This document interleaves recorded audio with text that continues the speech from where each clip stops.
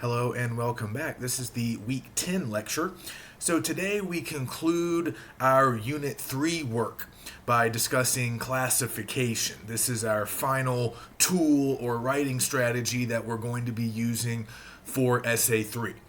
So we've covered a lot of different things here in Unit 3. We started with comparing and contrasting, then we moved on last week and covered definition and example. So now we finish with classification. This is another related skill. It's going to come in handy on Essay 3, and it shouldn't take us very long to cover it today. So I'll try to keep this lecture relatively short.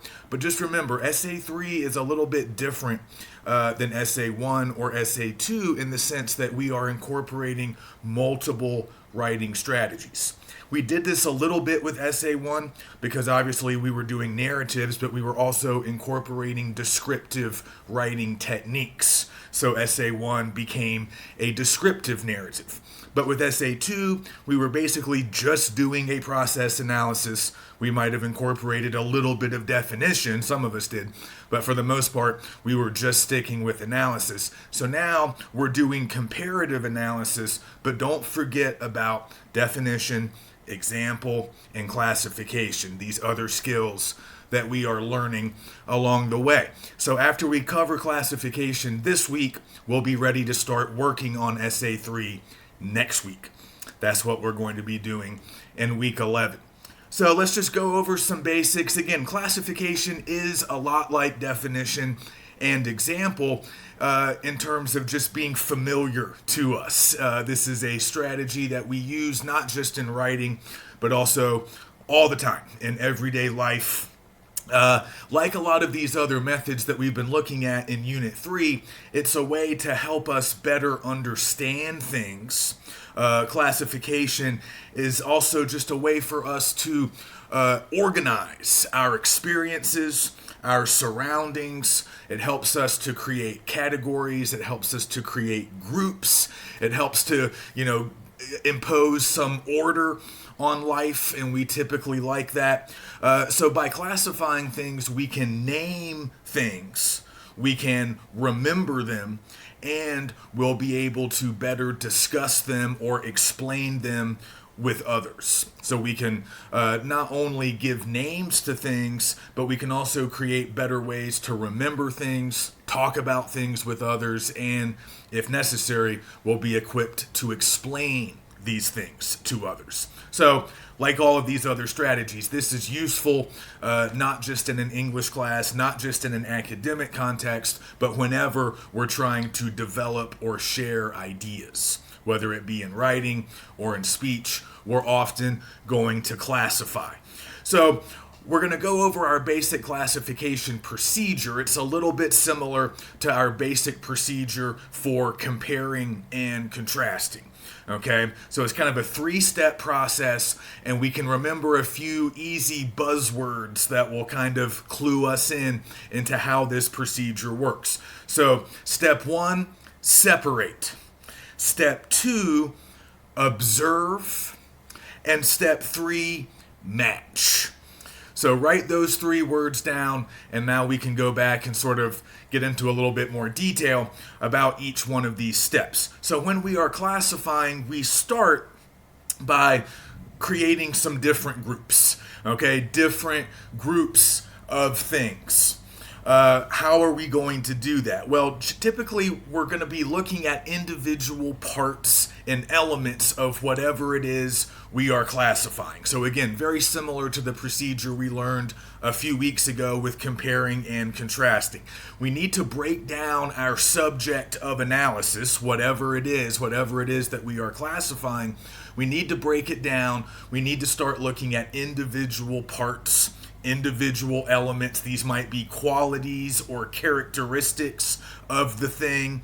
In some cases, we might be speaking more literally, and we might actually be looking at individual parts or components of like a mechanical device, just like we were doing with our process analysis. That can sometimes still be the case, but we are looking at individual parts and elements of the things being classified. And that's really how we're going to start creating different groups. That's how we create different categories or classifications. So it's going to be based on individual qualities. The things that have a certain individual quality will be in one group or one category. Things that possess another quality or another handful of related qualities, they'll be in another classification. They'll be in a different group or a separate area. So we start by separating based on individual elements. Okay, that's step one. Step two is really just observing. Take a look at what we've come up with. Take a look at the different groups that you have come up with and start to observe similarities and differences between the elements. So look at all the different groups and do a little comparing and contrasting. What do these different elements have in common? Where do we see similarities? And then also, where do we see differences? Some of those observations are going to be the foundation for future analysis. Again, it's never enough just to observe. It's never enough to simply list similarities and differences, but once we have listed them, once we have observed them, we can start doing things with them. We can start doing things with some of those similarities and differences. We can make points about them. We can sort of make arguments about them. We can use them to help us evaluate or explain or do whatever else we need to do. So step two is to observe the similarities and differences between the elements in these different groups or in these different categories. And then finally, the third step is to match like with like. So when you find similarities, obviously you can sort of bring those elements together, and you might even create a new group or a new classification. But you can also focus more on differences. You can also focus more on how these elements are unalike, and you can make points, you can do things with those differences, again, if they're helping you to evaluate, if they're helping you to explain, if they're helping you to advance your argument. So we separate into different groups based on the individual elements of the thing that we're looking at. Then we can observe similarities and differences between those elements. And then finally, we start matching things up. We start grabbing hold of the most important similarities or the most important differences, and we start to construct some original content around what we think about those. So pretty straightforward. Let's do a little practice run here just so we can kind of see how classification works in practice.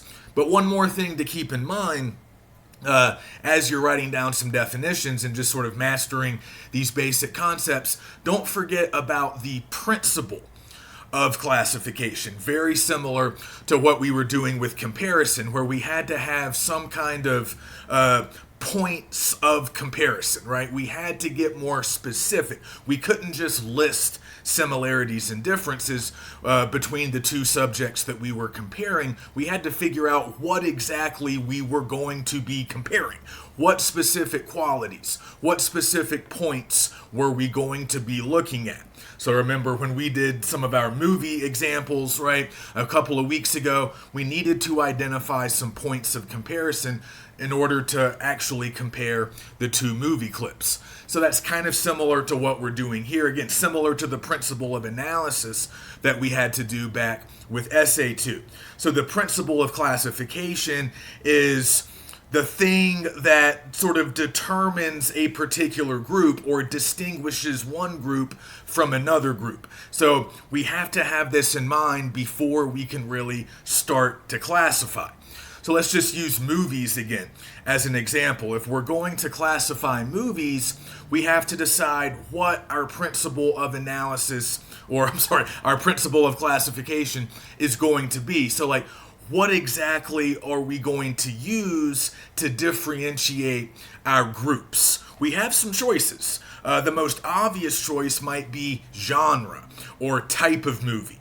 And that's typically what we do in my live classes. We'll sort of run through this and we'll categorize movies based on genre, based on what type of movie it is. Is it a horror movie? Is it a comedy? Is it a romantic comedy? Is it an action film?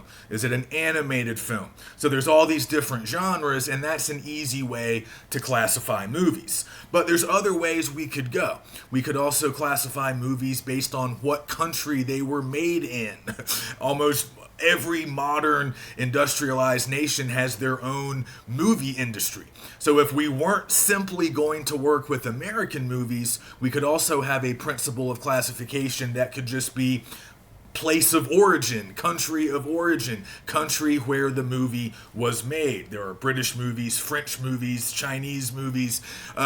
There's all kinds of different movies from all kinds of different countries. So that could be a principle of classification if we wanted it to be. We could have different groups based on different nationalities. American films, French films, Algerian films, right? We could get as specific or as minute as we wanted to. We'd have a lot of different groups based on nationality.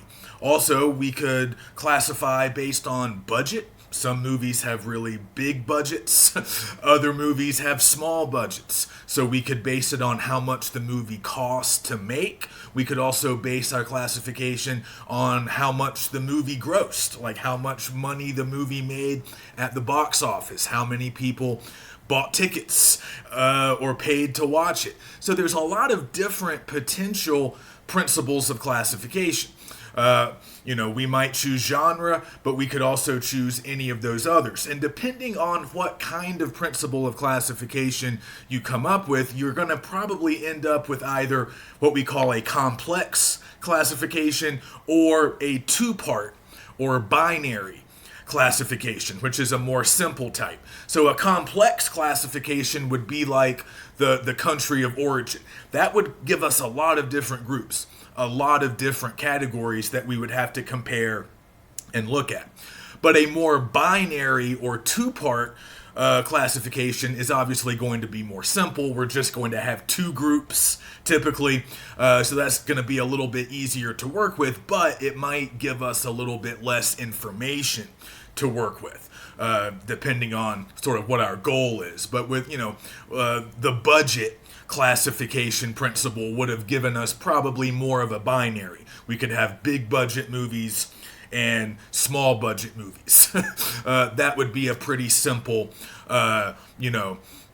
two-part classification. Or successful movies at the box office, they gross more than X amount, that qualifies as successful, versus, unsuccessful movies, flops, bombs, movies that did not gross well. And it might be based on how much money that they cost to make, how much of a return did we get on the investment, whatever. Right, but that might also yield more of a simple two-part classification. Successful movies, unsuccessful movies, big budget movies, small budget movies. But if we're going to use genre as our principle of classification or country of origin, that's going to give us a much more complex classification with a lot of different groups, with a lot of different characteristics. So we're going to have a lot more to look at, a lot more to observe, a lot more comparing and contrasting to do, but sometimes that's what we want or that's what we need. So let's just go through this very quickly, once again using movies, and let's just say that our principle of classification will be genre, so type of movie. Okay, this is probably going to give us the most interesting results, I would think. And for this example, our individual parts or elements that we're classifying, based on, those individual parts or elements are just going to be the qualities or characteristics of the movies. So when we think of comedies, those kinds of movies have certain characteristics, certain qualities that we look for, that we can recognize, and the same goes for other types of movies. Horror movies have very specific qualities that are quite different than the qualities that we find in a comedy. Okay, so it's going to be those individual qualities, those individual characteristics of the genres. That's what we're going to be writing in our different groups. So at the top, we have horror. Okay, now let's list some typical qualities or characteristics that we would expect to find in a horror film. Okay, we're probably going to find suspense, just a few, right? Suspense, maybe some gore, probably death of some kind, not always, but often we have characters dying in terrible ways. We're going to have characters in distress, characters who are frightened. Okay, so these are some qualities that we can start to write down. These are things that we find in horror films. Maybe a monster or a serial killer, some kind of scary villain, right? So we can start listing these types of qualities. These are the individual parts or elements of horror films, okay? So we could make a pretty long list for that particular genre. And then we can look at comedies, okay? Now this can get very complex because there are different types of comedies. In some classes, we've started to list subgenres because within the larger genre of comedy, we might be able to observe different types of comedies. Maybe romantic comedies are a little bit different than other types of comedies, but for now, we'll just keep it simple. So we'll just stick with the broad heading of comedy. So we write comedy at the top of our next group or category, and now let's list some qualities or characteristics that we would expect to find in a comedy. Maybe some slapstick, physical humor, people falling down, people getting hit by things. We often laugh at that. We might find, certain kinds of, relationships on display. Again, if we're thinking of romantic comedies, there might be a romantic relationship. There's often friendships. We often have like pairs of friends getting into various hijinks. We might have some kind of ridiculous situations, funny one-liners, okay, so funny dialogue that might get us thinking a little bit more about writing. Okay, so those are some qualities that we would expect to find in a comedy. So we can keep doing this for all of the different genres that we want to include. We don't have to be exhaustive necessarily. We don't have to cover every single genre that exists, but we might want to hit some of the big ones, some of the most popular movie genres that we have, science fiction, action. You might have a separate group for like superhero movies, if that's its own category. Animated movies, that might be its own category. So you can just do this for maybe 5 or 6 genres that seem like they're the most popular or influential and just list the qualities of each one. Okay, action movies, they have explosions. There's often going to be fighting either with fists or weapons. There's always going to be some kind of explosive conflict. Maybe natural disasters or, some kind of interstellar event.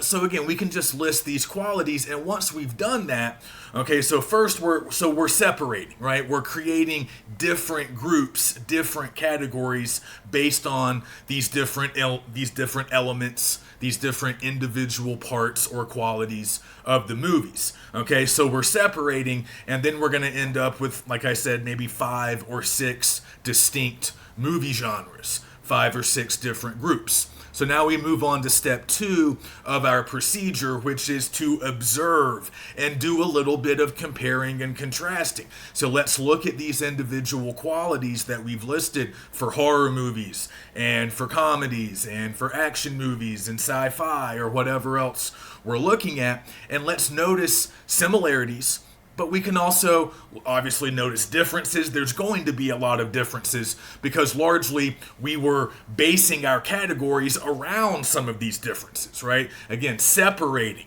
based on, the different elements on display in each genre. But once we got everything written down, once we've listed some things for each genre, we might be able to observe some surprising similarities between different genres. This is one thing that we usually see in my live classes when I write this stuff up on the board, and we'll start to observe that maybe comedies and horror films, for example, they might sometimes have certain things in common based on behavior of characters, maybe overacting, certain relationships on display. And we also, again, if we want to get more detailed, we could even start thinking about subgenres, more specific types of comedies, more specific types of horror films, and we might actually see a little bit of overlap, perhaps more than we would initially think.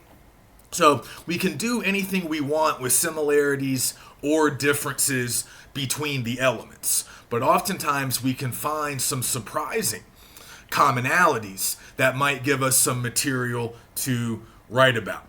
But if nothing else, we're just observing and sort of coming up with some things we can say about differences that we observe between these elements and between these different groups, and also the similarities that might emerge. And then finally, our final step, we're matching like with like, but we're also, pursuing maybe some of the contrasts as well. So that's where we're actually going to start doing things with our classification. Remember, this is another means to an end. We're not classifying just for the sake of classifying.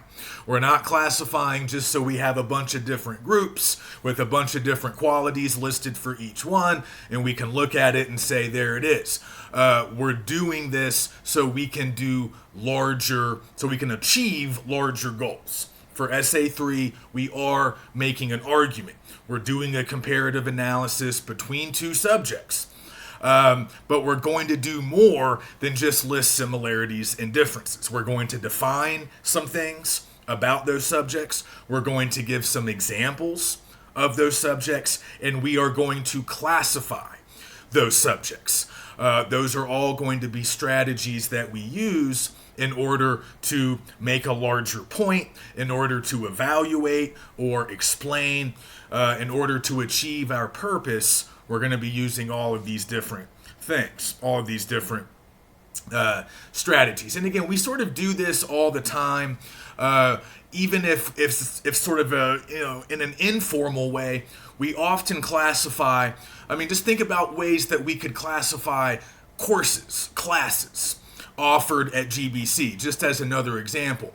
The most obvious or perhaps most productive way would be to classify based on what type of class it is, kind of like using genre for movies. Horror, comedy, action. For classes, we could base it on the discipline, right? The genre of class: science, math, English, history.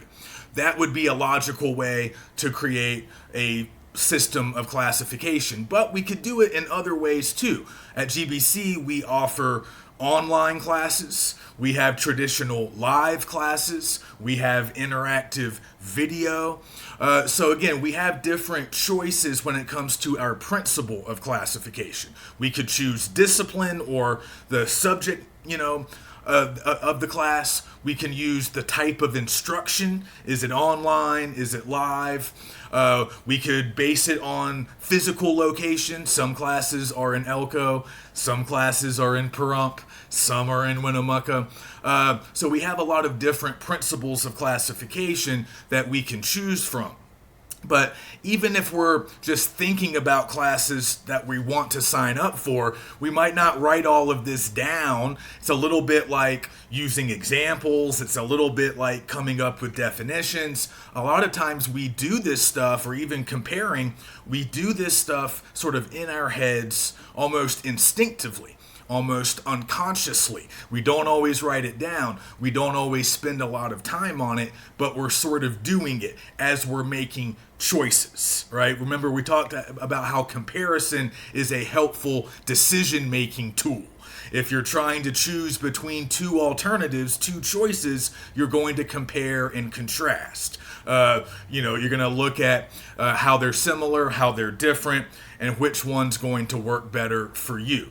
But again, you might also classify a little bit. You're going to classify those different classes, or you're going to sort of put them in different groups based on their different qualities. And that might also help you to choose between them. That might help you to evaluate them and ultimately explain them. Okay, so I think that's pretty much it for classification. Just remember that this is the final tool that we're going to be using on Essay 3. So start thinking about ways that you can compare, define, provide examples, and classify. It's time to start thinking about Essay 3. So I've gone ahead and posted the assignment instructions in the Week 10 module. We're not starting work on it until next week, like I've said, but go ahead and start thinking about topics. Okay, I'm giving you guys freedom to an extent, but I am giving you a range of things. I'm giving you a few different areas that you can choose when you are choosing your subjects to compare. Okay, so you have to choose two things, okay, and I'm giving you a few options as far as what types of things you can choose. So start thinking about what your topic is going to be. What will you be comparing? And once you've made that choice, you can start figuring out some ways to incorporate definition, examples, and classification. So we have a discussion post this week. Make sure you do the reading. It's kind of an interesting piece about education that I'd like you guys to tackle this week by Mike Rose. He is classifying. He's doing a lot more. It's kind of a narrative essay as well. But he's very much talking about how school, at least traditionally, classified or categorized different students based on specific qualities or characteristics possessed by those students. But Rose isn't exactly a fan of the type of classification that was being done at his high school when he was a student a long time ago. But he has some larger points. He's making a larger argument about the harm that certain kinds of classification can do.